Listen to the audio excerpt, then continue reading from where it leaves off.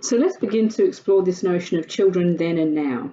So what do we even mean by the notion of child and childhood?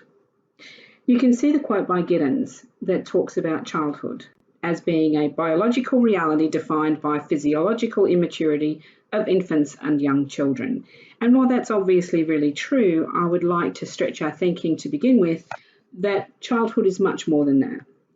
Childhood is a concept developed and perpetuated by adults within social, temporal, and cultural context. Childhood is the state of not being an adult and is understood and positioned as it relates to adulthood. Child and childhood have held very different positions throughout history. These historical positions still echo in parts of how we view children even today. Aries suggests that up until medieval time, the notion of childhood did not even really exist. And if you look at the artwork from this period, children are actually depicted as small people, and they're not childlike. Certainly, children were treated as adults from when they were extremely young in this period of time. Childhood, it seems, ended as soon as children were physically independent from needing to be fed and toileted by mothers. How childhood has changed over the centuries. Children throughout the ensuing centuries have been seen as a threat, a possession, an asset, a precious gift to be protected at all costs, our future, the work of nationhood, and in more contemporary times, citizens in their own right, autonomous and agentic, self-determining and empowered.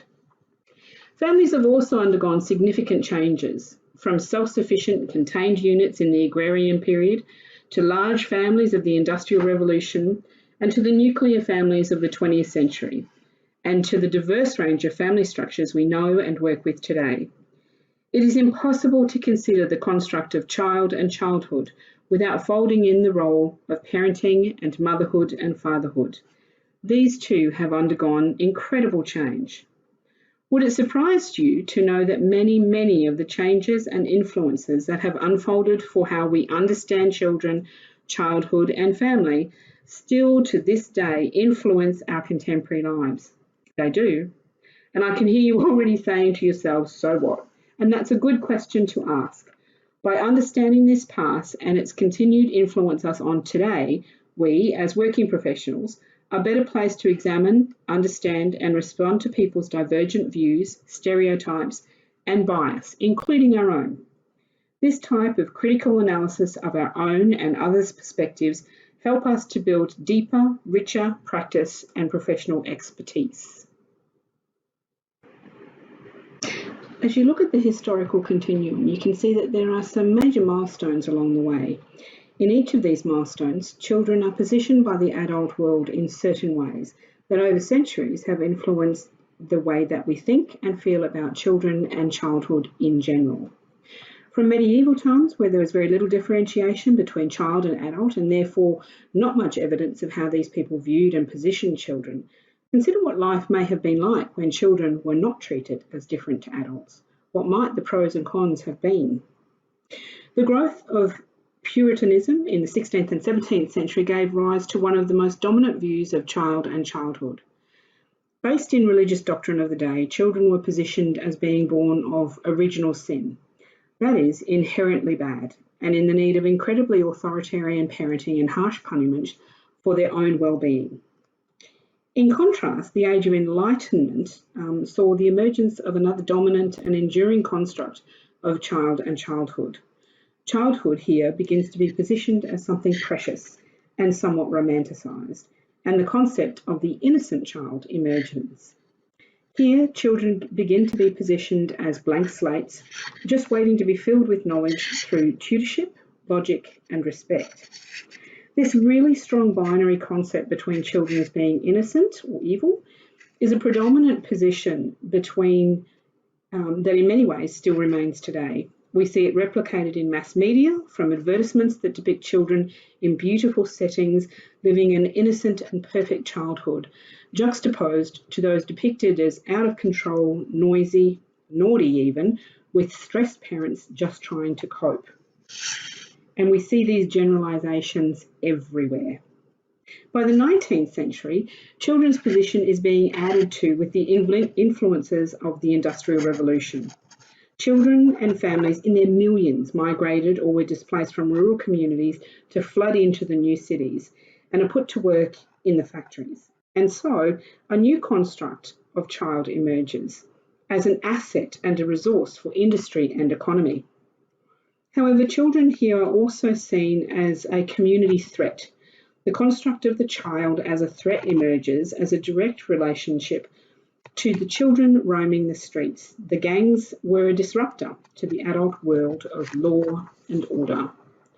These two societal pressures and new constructs of child ultimately lead to the introduction of mass schooling, a place where children can be contained in large numbers and controlled by adults, trained in the basics to be good workers, compliant to adult authority, and occupied to be off the streets. These enduring constructs have helped shape an enduring view of what a good or bad child or childhood actually consists of. And to this day, we see many public initiatives to address issues such as child delinquency, school engagement and participation, and preparation for future working careers. It's fair to say that the adult world continues to feel the best place for children of a certain age is behind the school fence, fully engaged in their schooling and preparing for adulthood. Now, that's not necessarily a bad thing, but it is an evidence and an example of using critical thinking.